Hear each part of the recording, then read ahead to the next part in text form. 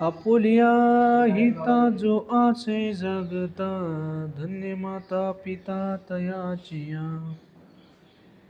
कुळी कन्या पुत्र होती जे सात्विक, तयाचा हरिक वाट देवा. श्रीराम जय राम.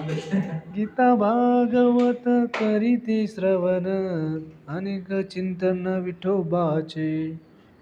तुका म्हणे मज करव त्यांची सेवा, तुका म्हणे मज घडो त्यांची सेवा.